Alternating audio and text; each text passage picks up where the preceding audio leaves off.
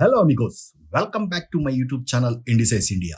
మా ఛానల్లోని కంటెంట్ నచ్చితే డెఫినెట్గా సబ్స్క్రైబ్ చేయండి, పక్కనే ఉన్న బెల్ ఐకాన్ని కూడా ప్రెస్ చేయండి సో దట్ ఇలాంటి వీడియోస్ మిస్ కాకుండా ఉంటారు. సో అమిగోస్, ఈరోజు మీ ముందుకైతే ఒక వెరీ ఇంట్రెస్టింగ్ వీడియో అయితే తీసుకొచ్చాను.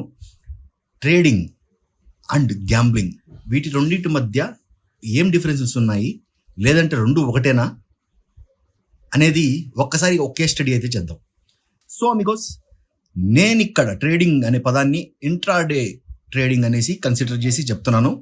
అండ్ గ్యాంబ్లింగ్ అంటే సచ్ యాజ్ క్యాసినోస్ కానీ, పోకర్ కానీ, ప్లేయింగ్ కార్డ్స్ కానీ, dice, extra any type of bettings, నేను క్యాసినోని దీన్ని ఇంక్లూడ్ చేసి చెప్తున్నాను. సో బికాస్ ఇక్కడ ఫస్ట్ మనం ట్రేడింగ్కి గ్యాంబ్లింగ్కి మధ్య కామన్ ఫ్యాక్టర్స్ ఏమున్నాయనేది ఒక్కసారి చూద్దాం. ట్రేడింగ్కి అండ్ గ్యాంబ్లింగ్కి common factors: number 1 risk, number 2 uncertainty, number 3 emotion, number 4 decision making, number 5 financial gain. మనం ఒక్కొక్క ఫ్యాక్టర్ గురించి అయితే డిస్కస్ చేద్దాం. Number 1 risk. Trading and gambling రెండిట్లో కూడా డెఫినెట్గా రిస్క్ అనే ఫ్యాక్టర్ చాలా important.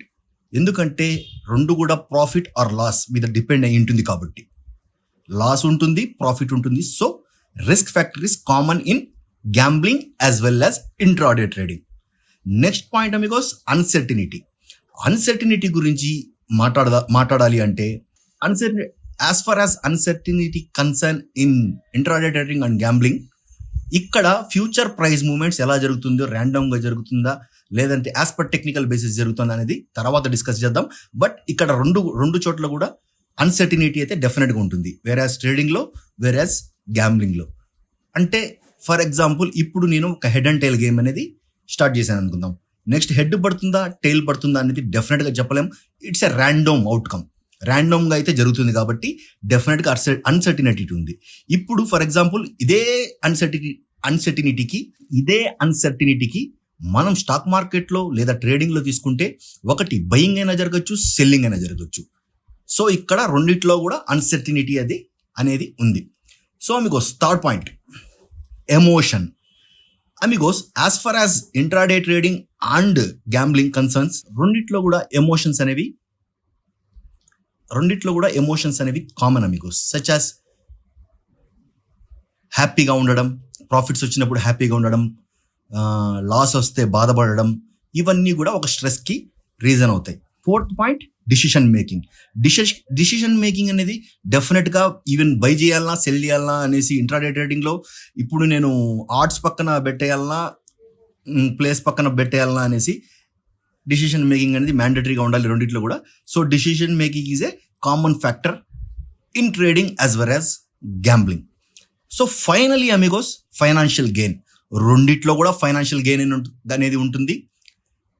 Even they are, if it is profit, if it is loss అయినా ప్రాఫిట్ అయినా రెండు కూడా మనకు ట్రేడింగ్లో అండ్ గ్యాంబ్లింగ్లో ఇంక్లూడ్ అయి ఉంటాయి. సో బికాస్ ఇప్పుడు మనకు ఇక్కడ 5 ఫ్యాక్టర్స్, అందులోనూ risk, uncertainty, emotion, decision making and financial gain కామన్గా ఉన్నాయి కాబట్టి ట్రేడింగ్ని మనం గ్యాంబ్లింగ్ అనుకోవచ్చా? ఎస్, అనుకోవచ్చు. దీని గురించి ఇంకా కంక్లూడ్ చేయడానికి ఫస్ట్ ఇప్పుడు మనం గ్యాంబ్లింగ్కి మధ్య డిఫరెన్సెస్ అయితే చూద్దాం అమిగోస్. గ్యాంబ్లింగ్ అనేది definitely it's a short term gain. ఈ పదాన్ని బాగా గుర్తుపెట్టుకోండి. It's a completely short term gain. అంటే ఓవర్ నైట్ రిచ్ అయిపోవాలనో లేదంటే ఓవర్ నైట్లో డబ్బులు సంపాదించేయాలనో ఒక గ్రీడీనెస్తో చేసేదాన్ని మనము గ్యాంబ్లింగ్ అంటాము. దీనికి ఎక్స్పీరియన్స్ అవసరం లేదు, కంప్లీట్గా లక్ మీద అయితే డిపెండ్ అయి ఉంటుంది.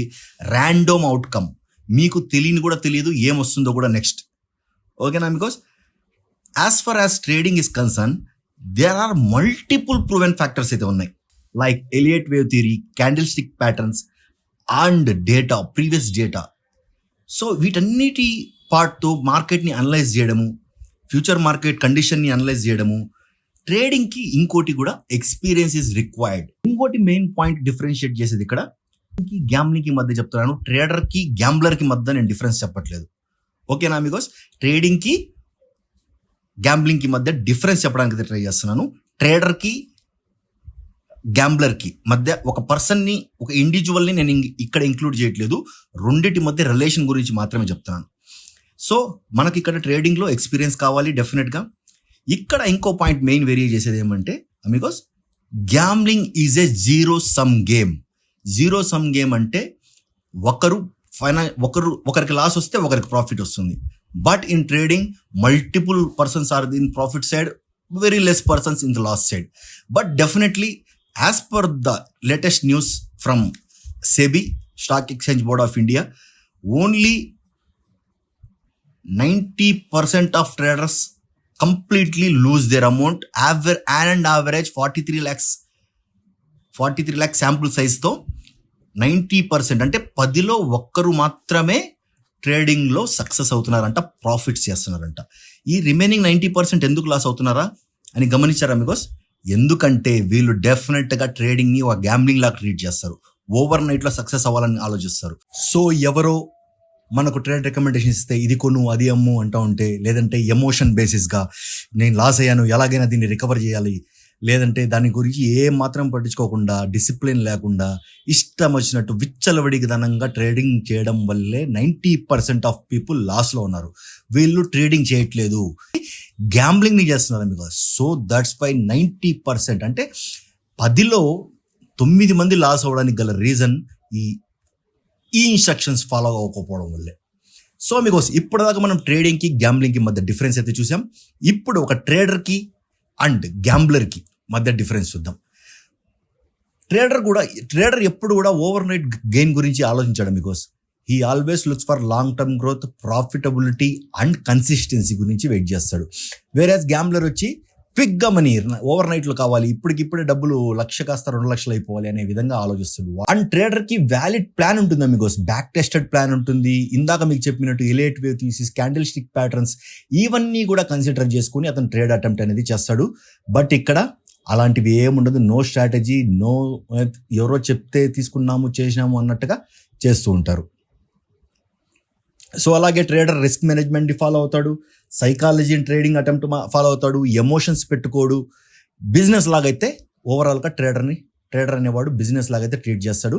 క్యాసినో లాగా ఉండేవి 2 బయ్యి సెల్లు, ఏది వస్తే అది నాకు వస్తే వచ్చింది లేదంటే లేదు అన్నట్టుగా ఈ విధంగా ఓవర్ ట్రేడ్ చేయడము, ఎమోషనల్ ఇంబ్యాలెన్స్ అవ్వడము, ర్యాండమ్ పొజిషన్స్ ఏది పడితే తీసుకోవడము, ఇలాంటివి చేస్తూ ఉంటారు మీకు. సో మీరు ట్రేడరా గ్యాంబ్లర్ అనేది మీకే వదిలేస్తున్నాను.